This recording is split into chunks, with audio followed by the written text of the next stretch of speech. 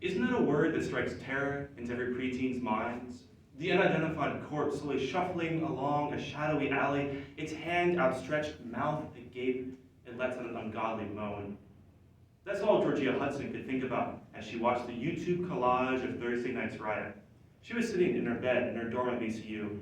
Her suite mate was out again. This time Georgia had a feeling she wouldn't return alone. It was Thursday night. She was supposed to be excited for the upcoming weekend, the parties, boys, friends, but all she could do was now stir her cold noodles and watch in fear. That's what she felt. Tangible fear as the shadows walked through tear gas, subsequent volleys of rubber bullets until they crumbled to the asphalt from headshots, zombies. Georgia Hudson had been one of those preteen girls to pretend to be a tomboy. The type who was still a wannabe pony rider inside, but the times were changing and Georgia was forced to change with them. She had the dark black combat boots she bought with her friends, the type that were like thick laced heels and dark fabric, the type that anyone with real knowledge on combat would scoff at. But Georgia Hudson had bought them, all the same, because the times were changing. The times were changing now again. The dead were walking. Georgia had no idea if they were really dead or just immune to pain, but it was clear from the overhead videos of police shootings the three walkers had no care for the impact of bullets slicing through their shirts. They simply walked on, eyes locked like seeker missiles, jaws agape with a constant moaning. Well, it wasn't really moaning, more like grunting or groaning. Georgia knew what moaning sounded like, and that was not it. When Georgia first heard the dead were rising, like everyone else, she laughed it off. Maybe there was an uncertain glance to her friends, the type that reads mild panic, hidden behind years of maintaining the perfect poker face for first dates. Perhaps she drank a little more, but so did everyone. It was college. That stuff was normal.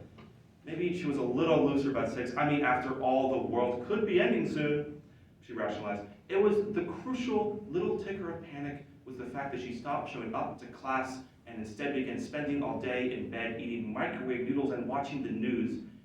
Georgia Hudson was the type of preteen girl to believe in zombies. Whenever the wind would howl, it was a ghoul about to attack. When the window shook in a storm, it was 100 hands pressing against the pane. Whenever her father slid out from the shadows, usually with his reading glasses on, it was the undead about to attack her. This stage lasted for only a year, but instilled a very real fear of the cold, iron grip of the dead. She read all the survival handbooks, from the very real to the cartoony. She begged her parents to buy her a rifle with the promise she'd only shoot dead people in the head with it. That hadn't gone over well. And she even went so far as to buy a second pair of combat boots, the type without the heel, that still most survivalists would scoff at. That pair was her family up in Idaho. A procrastinator all her life, she hadn't expected the apocalypse to sneak up on her so fast.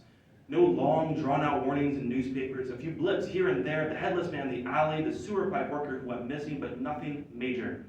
No one dead walking on the streets. She watched the clip of the zombie fall from the headshot. Well, back then there weren't. She knew she was screwed. Deep in her gut, she knew 2 steps in the doorway, some ghoul would grab her from the shadows and put its teeth in her arm. It even tear out her throat, something ghastly like that. A nice touch on the whole monster image. She shook in her PJ, still stirring her noodles.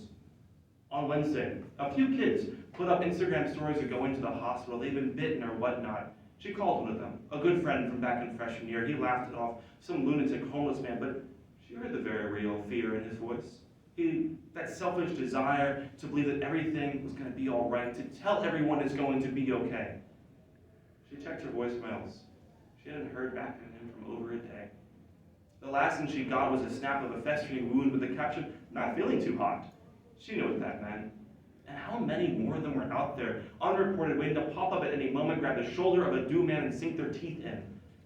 The final straw in her doomed case came from the knocking.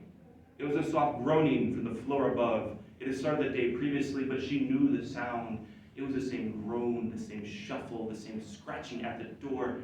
It was a zombie, and it was on campus. She knew what she would do when the outbreak hit hard. She put on the ball and chain lock, open the door, stick her arm in the hallway, and wait for the teeth. Georgia took a deep breath and kept stirring her noodles, changed with the times. Second story. The easiest choices demand the softest of wills. Georgia Hudson knew when the time to end it was. It was Saturday afternoon. The street outside was flooded with broken cars, screams, gunshots, and the ever-present, slightly pitched moan of the undead. They broke through doors, fitting people to, well, anything as they bit through arms and legs and necks. She shook at the image and closed her blinds. She was the tomboy who changed with the times. The girl who was supposed to be out partying, but now she sat staring at her wall as the undead charged into her neighbor's suites.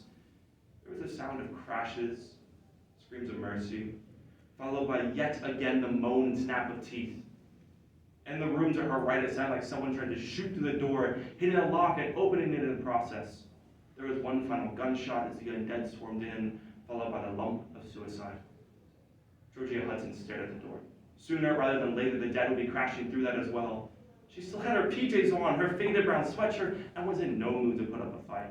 But neither was she in the mood to be eaten alive. She winced at the thought of the pain. No, she would get bitten. She would stick her hand in the doorway, wince from the bite, pull it back in, hope she was immune. She'd heard the stories on Instagram about people getting bitten and not turning. She hoped that would be her.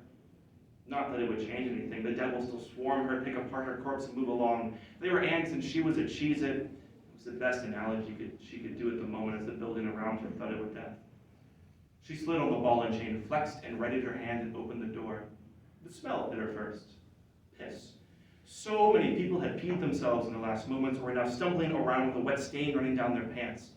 A walker noticed her from down the hall. It locked its 1,000-mile glance with hers, let out an awful moan and stumbled her way. She pressed the door against her upper forearm as she extended her hand out. No reason to let the dead pry their way in. There was probably some last-moment hesitancy. Some panic in her brain that she shouldn't do this, same as when she had bought the pair of combat boots with her friends. But as with then, as with now, she had to change with the times. Georgia realized she couldn't look and instead stared at the ground. When she got bit, it felt like an accident. This couldn't be happening to her. A sudden hot flash of pain followed by her arm instinctively reaching back inside. She slammed the door so hard it rattled outside. The dead gathered from the noise. Georgia sat on her bed and perhaps realized this hadn't been the brightest idea. Maybe she should have just leapt from the window, but the fall wouldn't kill her, only leave her to die a harsher death. Maybe starvation? Drown in the tub? No. Her brain would stop her. Only now, with the virus actively fighting against her immune system, could she be sure of death. It was comforting, in a way, a very macabre way to be sure, like a heavy blanket being laid over top her. She would say max, but most likely less, hopefully much less. After 10 minutes, she could already feel the fever taking on. The virus was probably making its way up her arteries. An anatomy student by trade, she felt like she should be taking some notes, but her computer was across the room and she was comfy in bed. Even in death, Georgia Hudson lacked motivation. Within 30 minutes, the edges of her vision were fuzzy. Her hands tingled slightly and her stomach cramped. That last one was probably from fear. The fear of it all. But she looked at her hand, no going back now. As a light faded, casting a dim orange in the room, the sound seemed to go away. Like being neatly pressed between two hands, she stared at the ceiling until it started to spin. No longer did she hear gunshots or violence outside. She only heard her heartbeat till no more. Georgia Hudson closed her eyes one last time. It'll be a minute before she lapsed into a coma. Its virus playing a dirty trick on her brain, using the frontal lobe like a breeding ground to shut down everything unnecessary. Georgia's nervous system fizzled out. She felt a slight endorphin kick. Right before she disappeared from the shell of flesh she later named. Her bones stopped producing blood. Her heart ceased pumping. And everything with the very center of the brain shut down. The virus went to work, slowly reorganizing the great ape's principled advantage over the earth, the one thing it held greater than anything else, to become a wonder weapon against the very organism that had created it. 4 hours later, the corpse that once held the name Georgia Hudson slowly slid from the bed and began to scratch at the door. It would remain there, trapped in the VCU dorm room until even the virus's new body faded from existence. Thank you so much.